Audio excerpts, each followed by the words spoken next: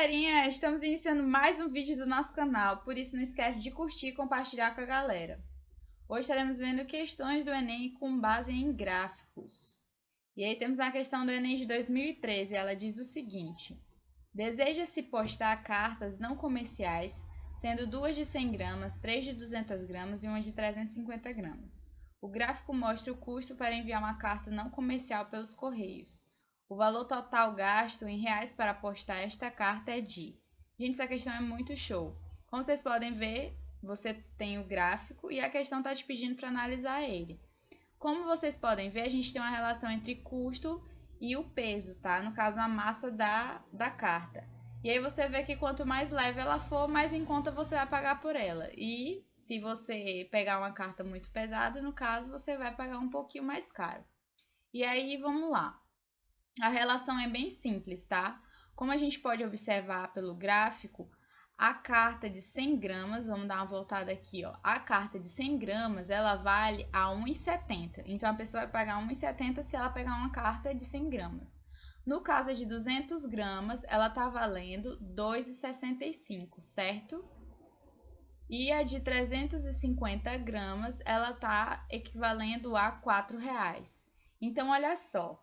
Ele está querendo, a questão no caso está pedindo 2 cartas de 100 gramas, 3 de 200 gramas e uma de 350 gramas. Então, o que vai acontecer? A gente vai pegar os valores, tá, referentes à carta e multiplicar pela quantidade que a questão está pedindo. Então, como vocês podem ver, vão ser 2 cartas de 100 gramas, 3 de 200 e uma só de 350, que ao final vai dar 3,40 pela de 100 gramas, 7,95 pelas de 200 gramas e uma carta equivalente a 350 gramas. Ao final, essa pessoa vai ter que pagar, no caso a empresa, R$ 15,35 para poder enviar essas cartas comerciais. E aí temos a próxima questão, e ela diz o seguinte: nos últimos anos ocorreu redução gradativa da taxa de crescimento populacional em quase todos os continentes. A seguir são apresentados dados relativos aos países mais populosos em 2000 e também as projeções para 2050. Bem, como vocês podem ver, a gente tem 2 gráficos aqui. E eles, no caso, vão ser para essa questão e para outra que a gente vai fazer daqui a pouquinho, tá? Detalhe, a gente tem os dados de até 2000 com as possíveis projeções, no caso, os possíveis dados estatísticos para o ano de 2050. Então, a gente vai ver agora, ó. Com base nas informações acima, é correto afirmar que, no período de 2000 a 2050, nós temos aqui 5 afirmações. Dessas 5, a questão do Enem está pedindo justamente a que está correta.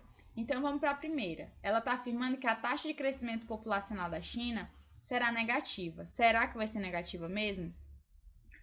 Ela vai ser falsa, mas por quê? A taxa de crescimento é o percentual de pessoas a mais em 2050. Como que a gente vai descobrir esse dado? A gente tem essa relaçãozinha básica aqui, onde T é a taxa percentual que a gente está atrás, tá? NF ela é o número de indivíduos no final do período considerado, NI é o número de indivíduos no início do período considerado e o Tzinho aqui ela é a duração do período considerado.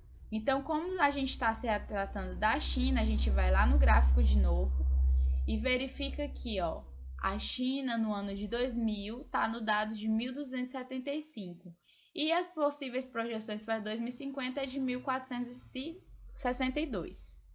Então, olha só, voltando aqui para a nossa relação, a gente pega o dado final, como a gente pode ver, subtraído do dado inicial, dividido, no caso, pela duração do período considerado, que, ou seja, o período considerado aqui até é 2000, tá, gente? Então, a gente verifica que a taxa aqui do percentual de crescimento populacional deu 14,6%. Esse saldo é negativo? Não, seria negativo se fosse zero. Logo, a afirmação A é falsa. Vamos lá voltar para B, então. Está afirmando que a população do Brasil duplicará. Será que vai duplicar mesmo? Olha só, a população brasileira em 2000 era de 170 milhões. Quer ver? Vamos lá para o gráfico. Ó. Em 2000 era de 170 milhões. E se duplicasse, partiria para 340 milhões e apareceria em 5º lugar no gráfico referente a 2050, no lugar da Indonésia. Como a gente pode ver no gráfico, nas relações das projeções de 2050, o Brasil nem aparecer aqui no ranking, ele aparece. Logo, essa afirmação aqui é falsa, tá, gente? Letra C está afirmando que a taxa de crescimento da população da Indonésia será menor que a dos Estados Unidos. Será mesmo? A gente vai pegar essa formulazinha de novo e vamos verificar quais são as taxas. A gente verifica que na Indonésia a gente vai ter uma relação de 0,467, que no caso, em porcentagem, fica 46,7. Então, o dado da Indonésia do crescimento percentual é esse daqui. E dos Estados Unidos, a gente verifica que ele deu 0,403, que em porcentagem fica 40,3. Portanto, a taxa de crescimento da Indonésia é maior que a dos Estados Unidos. Logo, a afirmação C também é falsa, tá? Vamos lá, então, para a questão D agora. Está afirmando que a população do Paquistão crescerá mais de 100%. Será que vai crescer mesmo? Olha só, a população do Paquistão era menor que a do Brasil, e por isso sequer aparecia no gráfico referente a 2000. Se a gente voltar no gráfico, a gente verifica que no primeiro gráfico aqui, o Paquistão nem sequer aparece. Ele só vai aparecer no segundo e à frente da Indonésia, como vocês podem ver. Então, olha só, como ele não apareceu no gráfico em 2000, em 2050 a população do Paquistão vai ser de 344 milhões, mais que o dobro da população do Brasil em 2000. O dobro significa um acréscimo exatamente de 100%, mais que o dobro indica mais que 100%. Logo, a afirmação é correta, tá? Então, a letra D é verdadeira sim. E a letra E, nossa última questão, está afirmando que a China será o país com a maior taxa de crescimento populacional do mundo. Será? Olha só, gente. A gente verifica que em 2000 ele era sim o país que tinha a maior taxa de crescimento populacional. Só que as projeções para 2050 dizem que a maior taxa percentual de crescimento não vai ser mais da China, mas sim da Índia. Logo, essa afirmação é incorreta. E você vê também pela taxa de percentual baseada na letra A e na letra C, a gente comprova que realmente as taxas da Indonésia e dos Estados Unidos serão maiores que as da China. Então, essa daqui é falsa. A alternativa correta para a nossa questão aqui é a letra D.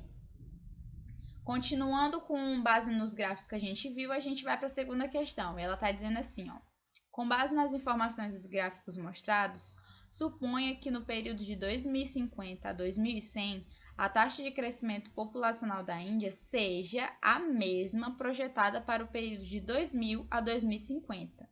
Sendo assim, no início do século 22, a população da Índia em bilhões de habitantes será... Essa questão é muito legal, tá? Como a gente vai descobrir a taxa de percentual de crescimento da população da Índia, a gente vai usar aquela relaçãozinha novamente, T é igual a NF menos NI dividido sobre o Tzinho, tá? Então, olha só, a gente pega o número de indivíduos no final do período considerado, menos o número de indivíduos no início do período considerado, dividido sobre a duração do período considerado, tá? Ou seja, até o ano de 2000. Então, a gente pode verificar aí, depois dos cálculos, que a taxa de percentual de crescimento da Índia vai ser de 55,9%. Dessa maneira, a população em 2100 será de... É só a gente pegar o dado final, multiplicado pelo somatório de 1, mais a taxa de percentual que a gente acabou de descobrir. Logo, pelos cálculos aqui, depois de fazer o somatório e a multiplicação, a gente verifica que a Índia terá mais ou menos cerca de 2.450 bilhões de habitantes aproximadamente, o que é um número superior a 2,3 bilhões de habitantes. Logo, a nossa alternativa correta aqui é a letra E. E é isso aí, pessoal. Não esqueça de nos seguir nas redes sociais e valeu!